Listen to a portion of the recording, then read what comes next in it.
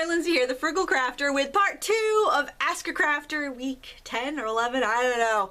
Whew, it's our 1 week back from the summer-long hiatus, and I've gone through my blog questions in the previous video. This one is, I'm going to read the YouTube questions, and I might have to do another one because my camera only records for 20 minutes and I couldn't change it. I tried to figure it out, but I don't know if there's a way.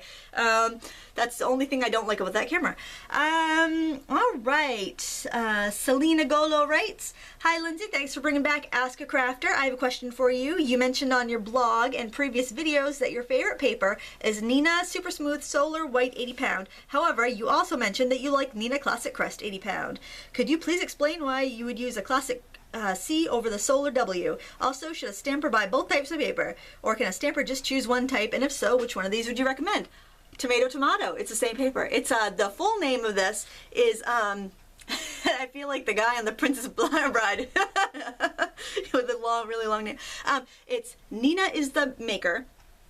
Classic Crest is the line of paper. Solar White is the color, and 80 pound is the weight. So it's one type of paper. And yeah, I buy it by the ream, and I'm still very stingy with it. It's awesome paper and works great, especially if you like to color with markers, with alcohol markers. It's not so great for the water-based markers, but it's really excellent for stamping and alcohol marker coloring. All right, Juan writes, "I have a question for you. I'm a crafter and I love crafting all the time, but sometimes I don't know what to do with what I do. I've tried Etsy and flea markets, but I don't know why I haven't been successful. I know it takes time. People seem to like what I do, but they don't seem interested in buying my products. My question is, if you could tell me what I should do in terms of selling and displaying my crafts. I don't know, maybe a blog or YouTube. I hope you can help me." I've never sold on Etsy because I'm too lazy to sit at the computer and list everything I make. I make a lot of stuff too, Juan, and what I do is I go to craft fairs. I would suggest a craft fair over a flea market just because I think people going to flea markets and rummage sales are looking for a bargain. And you're an artisan, you're making valuable things with your hands, and it's not, you know, your work shouldn't be up against things in a yard sale, basically. So if you could find a craft fair that has a clientele of the market that your crafts are trying to reach, then that's the way to do it. I would start off with craft fairs like at churches or schools with a low fee to enter, and just put your stuff out and see how people like it. And if you end up with too much of a product, you can always put them in grab bags. The packaging is really important, making it look nice. So a pair of earrings don't look like much, but if you put it on a little stamped tag that's really pretty and cute, it only takes a few extra seconds, but it can make a sale as opposed to no sale if it's just a pair of earrings sitting on a rack that you can't really you know, tell from anything else. So I stamp little frames on artist trading card size panels, and I poke little holes and I hang my earrings from the middle, and so you've got like a little framed work of art, and they sell really well. Some things that are just in a basket a lot of times don't sell because they're not presented well. So there's presentation, and there's just finding the right outlet. So I'd start signing up for craft fairs and getting your wares out there and see. It does take time, you know, and you've got to keep trying until you find that one craft fair that's going to bring you in the money, I think. And you know, it certainly doesn't hurt to try something like Artfire or Shop Handmade or Etsy. Shop Handmade is free to list, so you know you can put everything up there. It's not going to cost you anything but your time, and see if you get any interest that way. A blog really helps because then you can get some feedback. You could say, well, what do you think about these orange beads with this turquoise? Does that work, or is it hideous? What would you use? You know, and most people are pretty nice on blogs, and they'll, you know, on the craft blogs. I don't know about other blogs, but on craft blogs, most people are very constructive, and they'll say, well, I really like that orange, or maybe if you tried green instead, you know, you'll get some feedback that way. So a blog certainly won't hurt either, and it's not going to cost you anything other than your time. So any of those venues, start a blog, get some feedback, and sign up for craft shows. That's my answer on. Thanks for the question. Let's see. Christine writes, "I have a question about putting videos on YouTube. She has a great YouTube channel. Her name is Style Harmony. Well, real name's Christine. I can say that. I know her, kind of. It takes me ages to put them through, and if my computer turns off, like once yesterday and twice today, I have to upload it from the beginning. It drives me crazy. Any hints or advice? Thanks a lot." And I forgot, which category do you put your videos in? People and blogs or question mark? I post my videos in the how-to and style category, because my videos are mostly how-to. You probably want to, I had to do this to my computer, you want to go into the settings and you want to turn off your power saver. You want your computer to stay on. You don't want it to go to sleep after 30 minutes or turn off after 2 hours. Just change that so it stays on. So then when you're done with the computer though after a session, you just have to remember to turn it off so you don't waste power. But yeah, I had to do that. That was so frustrating. That was the same thing with me too. So yep, just change your settings on your computer under the control panel. Just change your power preferences. And yeah, I think that's probably it for that one. Oh, that's just a comment. I'm just trying to scoot through the questions.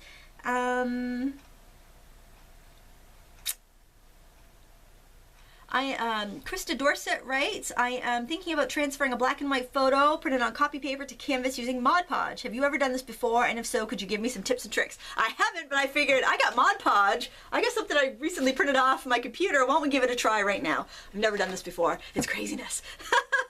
Okay, so what I'm going to do, I've seen it done. So maybe I can hack it. Maybe I can remember how it's done. All right, so what I'm going to do is put some Mod Podge. I'm just going to transfer this little, I printed out some Lettering Delights pattern paper that I thought was pretty the other day. Didn't know what I was going to do with it, so might as well do this. And I would print it out on just cheap typing paper, but I'd already printed it on cardstock, so oh well. And I'm just going to press it onto my canvas. This is just a canvas that I had actually cleaned my palette off one day on it. I had some leftover paint, so I thought, well, I don't want to waste that. I'm just going to slap it on this canvas. And I did that a long time ago, and I still never came up with a great idea for it. So now what I'm doing is I'm burnishing. Just rub on the back. I don't know if this is going to work, to tell you the truth. So I'm probably not the best person to ask this question to. Oh, it's transferring. Look at that. Okay, see, we peeky under there. We can see that it's transferred a bit. I'm going to stick that back down, rub the back, and answer a question or two, and then we'll come back to that, okay? Oh, I'm excited. This is something new for me, too. All right. See, that's what happens when you don't plan. You're just kind of on the fly reading it from the computer. Let's see.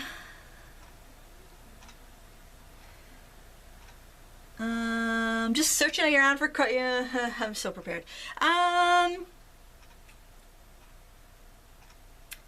Okay, I'm not even going to try to pronounce this name. It's one of those YouTube fake names and I can't. It's, oof. Can you possibly give me some suggestion on shading images, especially in terms of watercolor and acrylics? My art seems to be so two-dimensional and I'm amazed with the shading that some people do. Any help would be great for a beginner like me. Thanks, Travis. Well, there, put his name at the end. That's great.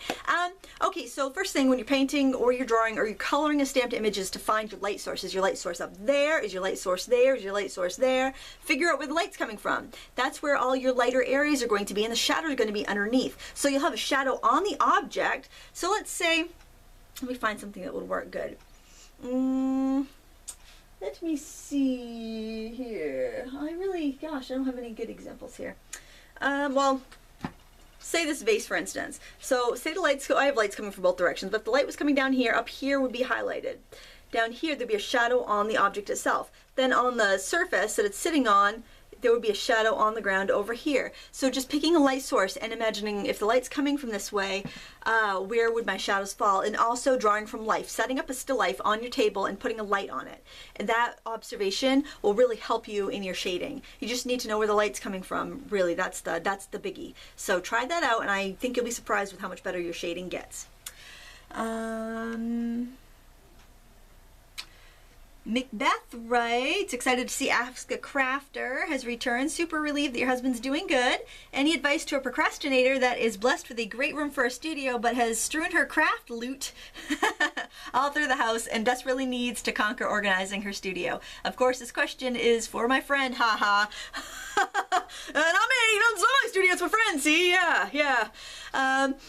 Well, what I would do first is group all your like items together. Pull everything out. Get that basket of yarn that's by the coffee table. Go get your, crayons that you shoved under the coffee table. Go get, all your stuff that you have strewn everywhere. And bring it to your craft room and then sort it. Put all your all your paints together, all your paper together, all of your needlework stuff together. Get everything organized by the type of craft you do with it. And then figure out what you need for storage. do this, you got to do this first. Don't go out and buy your storage and then try to make it fit. Figure out what you need first. And you may find out you have way more than you thought, or you may find out that you don't have as much as you thought as a certain area, so in a certain area. So you might want to get like plastic bins with drawers, you might want to get wooden crates, you know, find something that's going to go with your decor that you're going to be happy to look at and sort through. I like clear organization because I can see what I have, and my area is not visible to anybody but you guys out on YouTube. It's in my basement. Guests don't walk by and see it, so it doesn't have to be pretty. I need to see where my stuff is so I can get to it when I want it. But if you might prefer like to find some antique cabinets where you can tuck things away. But the first thing is to haul everything together and sort it. And if there is stuff you're not going to use, get rid of it. Don't sort clutter. Don't find a place for something you know you're not going to use. If you think you might use it, go ahead, keep it. But if you know that, gosh, these little giraffe stickers that I bought 3 years ago just aren't working for me, I'm never going to use them, give them away. Give them to somebody who will use them. And that's basically what I would do. And then label everything. Put like a tag saying like yarn. And it'll sound, you'll feel silly because like, why am I putting yarn on this and felt on this? And it's all, I'm going to remember where that is. Trust me, you won't. It'll be 6 months later since you've touched that thing, and you're going to be looking for it for a project, and you're not going to have a freaking clue where it is. So label everything. So sort, purge, get your organization containers or whatever, put everything away and label it. And then you'll be able to find what you want, and then remember to put it back when you're done. Or at least like once a week, go down there and just be like, okay, I'm gonna clean it up before the week starts. Like Sunday nights, I usually do that when my husband's watching football. So so there you go. That's my advice for, and I do have a video, I have 2 videos on my craft room. One was done a few years ago, one was done last year. If you want to check it out and see how I sort all my stuff, just search Frugal Craft Room on my YouTube channel and you'll come up to it. I just gotta peek and see what, we're at 11 minutes. We're doing pretty good. Okay, what are we up to now? Let's see, going through the comments. This is, I should pause, shouldn't I? Okay, with the Sandy Greta writes, with the DIY jelly plate, do you cure it in the fridge when you first make it, and how do you store it when you're not using it? Do you need to put a piece of acetate under and over like the commercial plate? Thanks a million for your fantastic help. I cured mine in the fridge just because I wanted to speed it up, because I have 3 children around that love to stick their fingers in squishy things. So yeah, that kept it out of the way until it was cured. I think one of the best places to store it, actually, and this is going to sound completely silly, is if you have a windowsill, if you have a place that gets sunlight, that will also discourage mold growth. And yes, I would keep something up against it because that will also discourage air getting to it and starting to decompose it a little bit. So you could just take like a sheet protector, like a office supply sheet protector, put it on each side and store it in the tray you made it in, or something like that. I like to do that, just something so you can slide it on a shelf so it's not taking up a lot of space. Or, you know, if you don't like the idea of storing it, you can always just make a traditional jelly plate, because they're way cheaper to make the traditional ones, and use it for a couple weeks and toss it. And then, you know, a year later when you want to use it again, make it up. But if you want to use it all the time, you'll want to make the one with glycerin, and then glycerin. I'm having a hard time talking today. Make the one with glycerin, and then, you know, yeah, put a piece of plastic on the top and the bottom of it to keep it from breaking down. And if you have a you know, a sunny window you can set it near, then that will be all the better too. All right, let me see. Oh, I would like to know how you clean the brush. Oh, that reminds me, how to clean the brushes that we use glue with. Let me peel this off. Hopefully I haven't glued my paper to it. Yes. Okay, so with the transfer, I wouldn't leave it as long as I have here. I totally forgot about that. Ack. We're jumping around here. Yes, I think leaving your Mod Podge transfer for a couple minutes is great.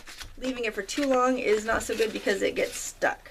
So, you're wondering how I clean my brush with the glue in it. I'm going to try transferring some of that stuff on there.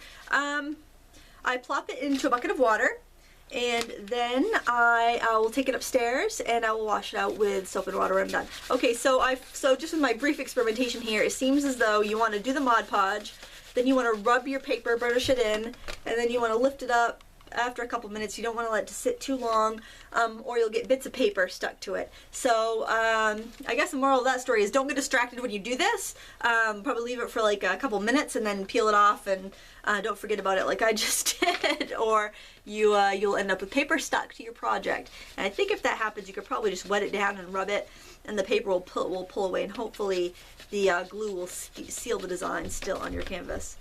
So I don't know if that was helpful at all, but there you go. Actually, I think it looked best when I first peeked under it. So yeah, don't let it dry. Don't let the Mod Podge dry when you do it. To clean your glue brushes, yes, absolutely. It's just like acrylic paint. It's just like acrylic paint with color in it. Plop it into a bucket of water until you're ready to wash it, and then wash it out with dish soap and water. If it gets too far gone, use Master's brush cleaner and wash it out with that, because that's awesome stuff. All right, Jeff and Val writes, Valerie, when I first started beading, I invested in a ton of various beads, colors, sizes, etc. I have them all sorted, and I have realized that a lot of my earlier purchases are acrylic, pretty but cheap. My most recent are glass or crystals. Do you think it's okay to mix acrylic with the glass on creations you plan to sell? Some of the acrylic ones are so pretty that I actually have to bite them to tell if they're glass or not. I gift most of what I make, but I still want it to be quality. Valerie, yes, I think it's perfectly fine. In fact, it's advantageous if you're making a big, chunky, bulky piece. I mix acrylic and glass all the time. One of my favorite necklaces has like a penny farthing bike, and it's got big, chunky beads, half for glass, half for acrylic. It would be way too heavy if they were all glass. So yeah, mix and match them, and it'll also make them feel, it might look cheap if it was just all the acrylic beads, but by mixing it with glass, it just gives it a more of an earthy feeling and makes it look a lot more luxurious. So yes, absolutely, especially for earrings, because the acrylic beads are so much lighter. And I think for necklaces and earrings, it's perfect to mix acrylic beads. Bracelets take a little bit more of a beating, so the acrylic beads will kind of wear down. They'll lose their shine because they'll get kind of scratched. But for necklace and earrings, that's really not that much of an issue. So I would say absolutely yes, go ahead and mix them, because they are pretty and they keep the weight down on those pieces. All right. Let's see, Carolyn writes, okay, I'm still struggling with my rubber stamps. When I stick my cling stamp, say, on a CD case, I sometimes can't tell what they are. If they are words on a red rubber stamp, the words are backwards and I can't tell what they are unless I ink them up and stamp them. I see all kinds of solutions on how to store stamps on YouTube, but not how to be able to tell what they are. Thanks for any help you can give me. I can't be the only one struggling with this, right? Okay, if you're storing in a CD case, stamp your stamps on a card that's the same size as your CD case and put it in there so that when you open up your CD case, you see all your images stamped. I store a lot of my stamps in page protectors. So take a piece of cardstock, stamp all your stamps out from that set, slide the cardstock in the page protector, and then you can either put the stamp sets in there or stick the stamp sets to the outside of the page protector, and you'll see exactly what you have. Yeah, you definitely, if your stamp didn't come with an index, you definitely want to stamp them on a piece of paper and keep it with the stamp set. Saves you so much time, and you'll be able to find exactly what you want. Okay, Judy writes, what's the difference between pan pastels and chalk pastels? Thanks. Well, the big difference, I'm just checking the time here, is that chalk pastel, they're both chalk pastels basically. Pan pastels are in a little cake. Let me show you. I've got some right here.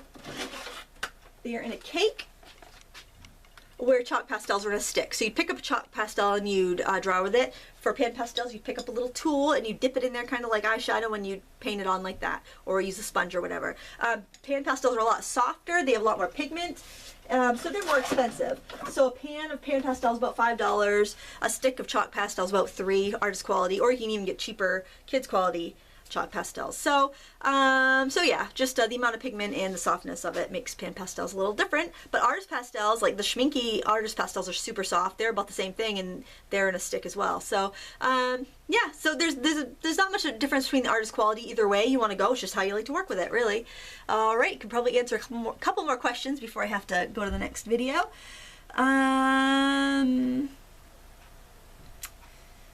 Oh, let's see, a lot of comments. Julie writes, would you please show me how to make beads with Sculpey or Primo baked clay?